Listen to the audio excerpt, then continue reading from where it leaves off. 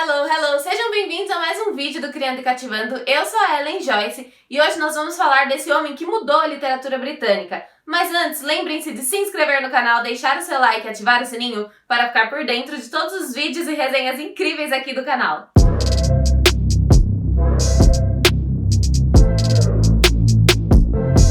Hoje nós vamos falar de William Shakespeare. E você pode até conhecer Shakespeare por algumas de suas obras, como Romeu e Julieta, Hamlet, ou então até pelo termo ser ou não ser, eis a questão. Você ainda pode conhecê-lo por outras de suas obras, como Rei Lear, Macbeth, Otelo, Sonhos de uma Noite de Verão, mas a questão é que Shakespeare foi ainda mais. Calma que eu vou contar pra vocês o porquê.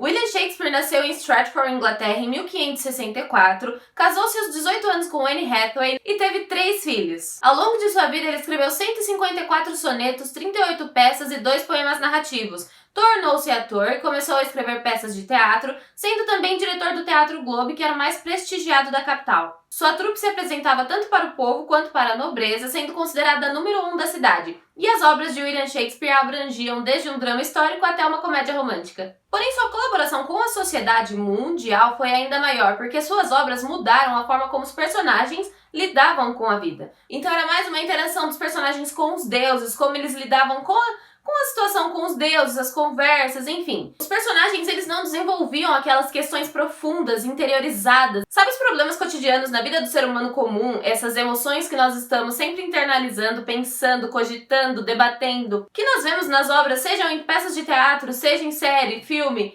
Então, essa questão, essa profundidade do personagem não tinha antes do Shakespeare. Era mais uma questão, como eu disse, do personagem com os deuses. É assim que era retratado. E o Shakespeare, ele mudou isso. Ele passou a criar personagens que tinham uma maior consciência da vida, do ser e do viver. E essa consciência, esses pensamentos faziam com que eles mudassem sua trajetória de vida a partir de determinadas decisões. Então, tudo que os personagens viviam era retratado. Tudo que os personagens sentiam era mostrado. Ele trouxe a oportunidade de conhecer mais a fundo os medos e as questões que o personagem estava lidando naquele momento, naquela situação. Como, por exemplo, Romeu e Julieta. Romeu e Julieta, eles decidiram se casar por amor, eles se amavam e teve toda aquela situação da narrativa. Então isso mostra como os personagens estavam mais conscientes daquilo que eles queriam e não queriam, refletindo na vida deles e na sociedade. Sendo assim, os personagens de Shakespeare, eles trouxeram essa característica para a narrativa, ecoando por gerações.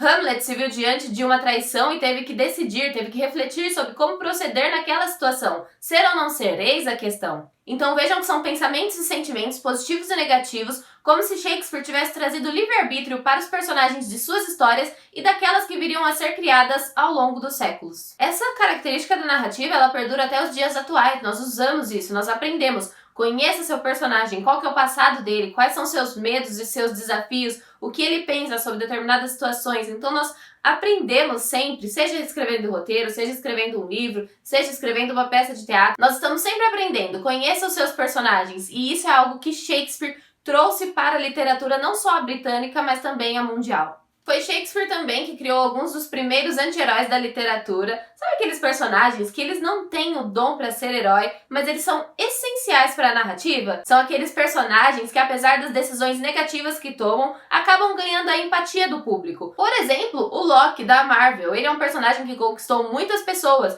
e convenhamos que as decisões que ele toma não são das melhores, né? Mas ele acabou conquistando, ele ganhou a empatia do público. Esses são os anti-heróis. Gente, esses dias mesmo eu estava assistindo o primeiro filme do Thor novamente, eu olhei e eu pensei, como que eu posso gostar do Loki? Olha tudo que ele tá fazendo.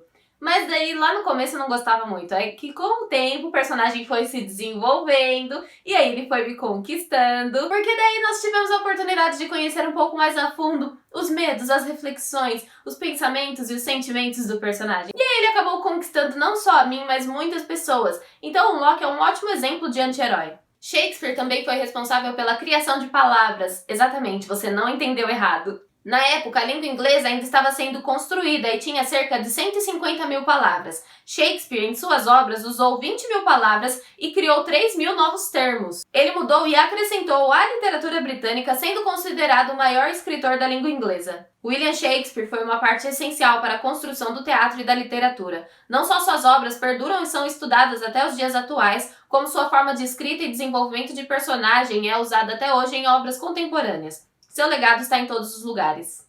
E aí, você conhecia Shakespeare? Tem alguma obra favorita do autor? Me conta nos comentários. Lembrem-se de se inscrever no canal, deixar o seu like, ativar o sininho e nos vemos no próximo vídeo. Beijinhos!